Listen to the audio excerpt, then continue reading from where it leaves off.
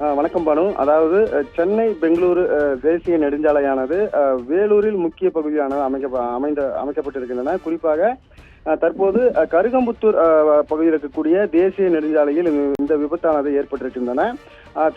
சென்னையிலிருந்து பெங்களூர் செல்லக்கூடிய சாலையில் லாரி ஒன்று பழுதாகி நின்று இருக்கிறது தேசிய நெடுஞ்சாலையிலே. அப்போது பின்னே வந்த தனியார் பேருந்து, அதாவது குடியாத்தத்திலிருந்து வேலூர் வரக்கூடிய தனியார் பேருந்து வேகமாக வந்து கொண்டிருந்த போது எதிர்பாராத விதமாக நின்று கொண்டிருந்த லாரி மீது வேகமாக மோதியிருக்கின்றன. இந்த விபத்தில் பார்த்தோம்னால் பேருந்தில் பயணித்த 10க்கும் மேற்பட்டோர் பலத்த காயமடைந்திருக்கின்றனர். குறிப்பாக பேருந்தை இயக்கி வந்த ஓட்டுநர் பலத்த காயத்துடன், அதாவது உயிருக்கு ஆபத்தான நிலையில் மருத்துவமனையில் அனுமதிக்கப்பட்டிருக்கின்றனர்.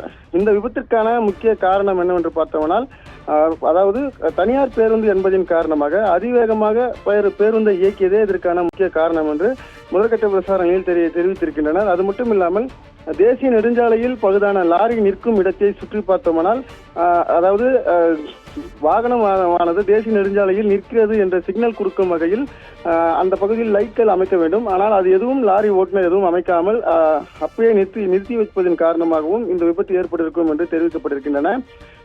தற்போது அந்த பகுதியில் விபத்து ஏற்பட்ட பகுதியில் பொதுமக்கள் உதவியோடு அதாவது இந்த விபத்தில் காயமடைந்தவர்களை வேலூர் அடுக்கம்பாறையில் உள்ள அரசு மருத்துவமனைக்கு தற்போது 108 ஆம்புலன்ஸ் மூலம் கொண்டு செல்லப்பட்டிருக்கின்றனர். மேலும் தொடர்ந்து மருத்துவமனையில் அவர்களுக்கு சிகிச்சையானது அளிக்கப்பட்டு வருகின்றன. தற்போது விருஞ்சிபுரம் காவல்துறையினர் லாரி ஓட்டுநரையும் அவரை எங்கிருக்கிறார் என்று தேடி வருகின்றனர். மேலும் இந்த விபத்து சம்பவம் குறித்து தொடர்ந்து விருஞ்சிபுரம் காவல்துறையினர் வழக்கு பதிவு செய்து விசாரணையும் மேற்கொள்ளப்பட்டு வருகின்றனர். அந்த பகுதி, அதாவது நாம் ஏற்கனவே தெரிவித்தது போல தேசிய நெடுஞ்சாலை என்பதால் வாகனங்கள் அதிவேகம் வரக்கூடிய நிலைதான் அந்த பகுதியில் இருக்கின்றன.